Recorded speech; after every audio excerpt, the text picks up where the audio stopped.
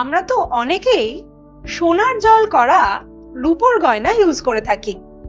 তোমরা নিশ্চয় জানো রূপোর গয়নার উপর তড়িৎ বিশ্লেষণ পদ্ধতিতে সোনার তড়িৎ লেপন করা হয়।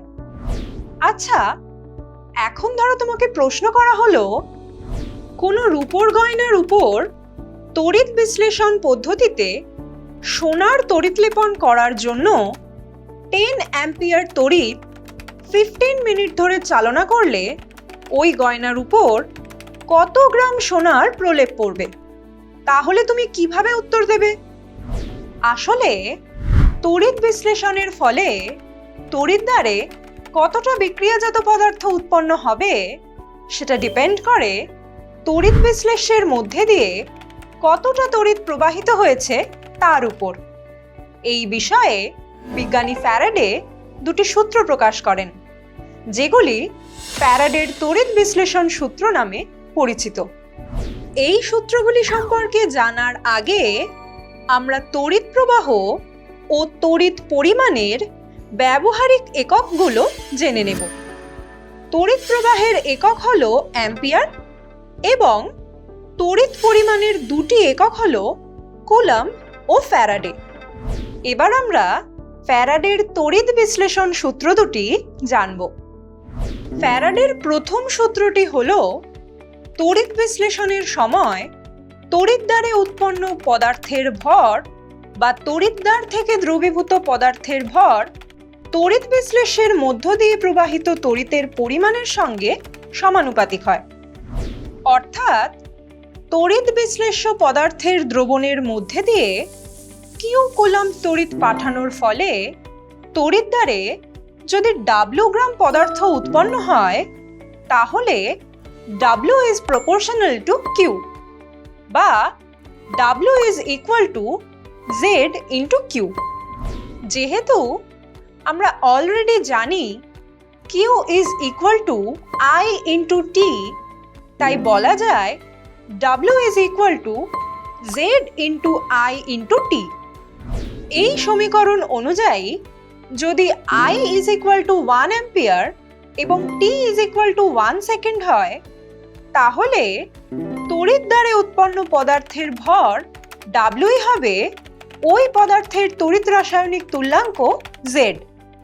Z এর এককটি তোমরা স্ক্রিনে দেখে নাও। ফ্যারাডের দ্বিতীয় সূত্র অনুযায়ী বিভিন্ন তড়িৎ বিশ্লেষ্যের গলিত বা দ্রবীভূত অবস্থার মধ্য দিয়ে একই পরিমাণ তড়িৎ পাঠালে ভিন্ন ভিন্ন তড়িৎদ্বারে উৎপন্ন পদার্থের ভর তাদের নিজেদের রাসায়নিক তুল্যাঙ্ক বা তুল্যাঙ্ক ভারের সমানুপাতিক। ধরা যাক দুটি তড়িৎ বিশ্লেষ্য AX ও BX এর জলীয় দ্রবণের মধ্য দিয়ে একই পরিমাণ তড়িৎ পাঠানো হলো।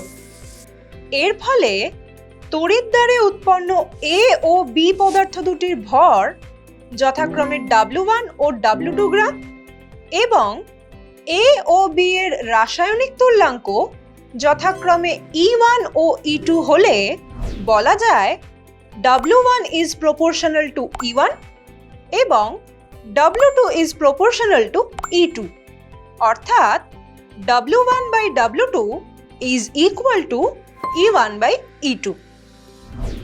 এবার আমরা ফ্যারাডের প্রথম ও দ্বিতীয় সূত্রের সম্মিলিত রূপটি চলো দেখে নিই।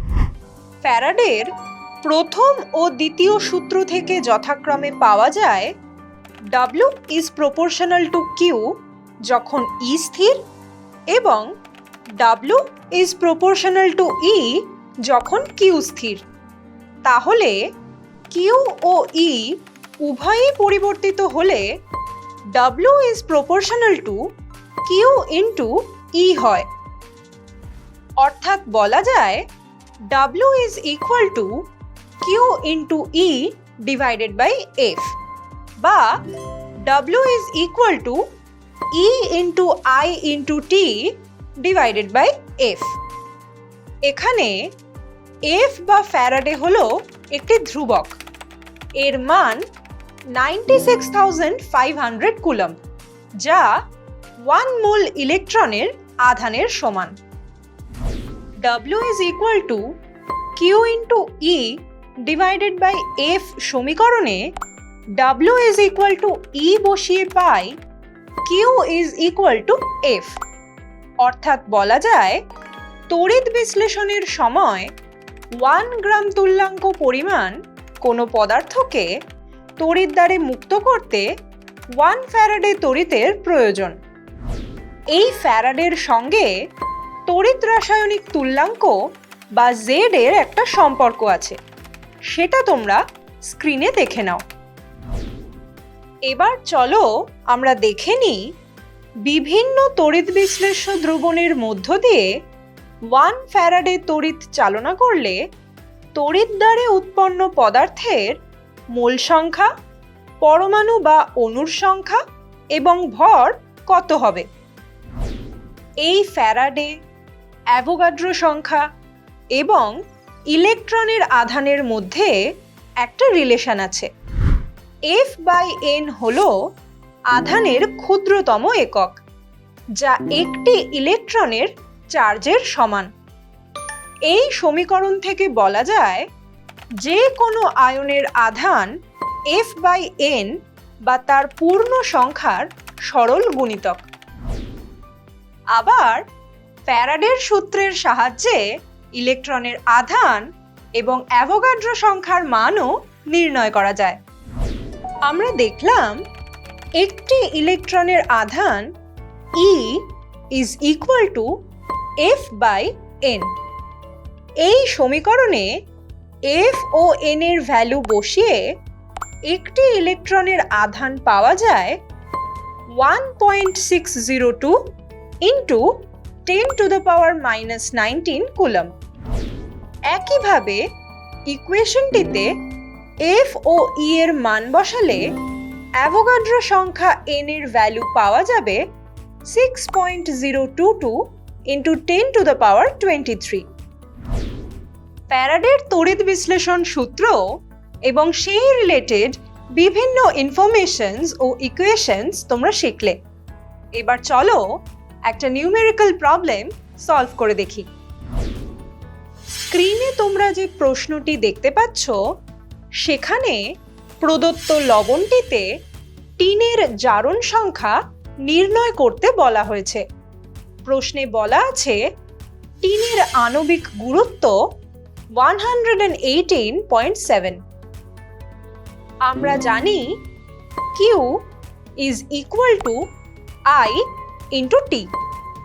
এই সমীকরণে I ও T এর ভ্যালু বসিয়ে Q এর মান পাওয়া যায় 36,000 কুলম্ব। প্রশ্নানুযায়ী 36,000 কুলম্ব তড়িৎ চালনা করলে মুক্ত টিনের পরিমাণ হয় 22.2 গ্রাম। তাহলে 96,500 কুলম্ব তড়িৎ দ্বারা মুক্ত টিনের পরিমাণ হয় 59.51 গ্রাম। অর্থাৎ টিনের তুল্যাঙ্ক ভার 59.51। যেহেতু মৌলের যোজ্যতা ইজ ইকুয়াল টু মৌলের আণবিক ভর ডিভাইডেড বাই মৌলের তুল্যাঙ্ক ভার, তাই টিনের আণবিক ভর ও তুল্যাঙ্ক ভারের মান বসালে টিনের যোজ্যতা হয় 2। সুতরাং লবণটিতে টিনের জারণ সংখ্যা 2। ফ্যারাডের তড়িৎ বিশ্লেষণ সূত্র রিলেটেড একটা নিউমেরিক্যাল প্রবলেম আমরা সলভ করলাম। তাহলে ক্লাসের শুরুতে যে ম্যাথমেটিক্যাল প্রবলেমটা আমরা দেখেছিলাম, আজকের ক্লাসে শেখা কনসেপ্টস অ্যাপ্লাই করে আশা করি তোমরা ইজিলি সেটা সলভ করতে পারবে।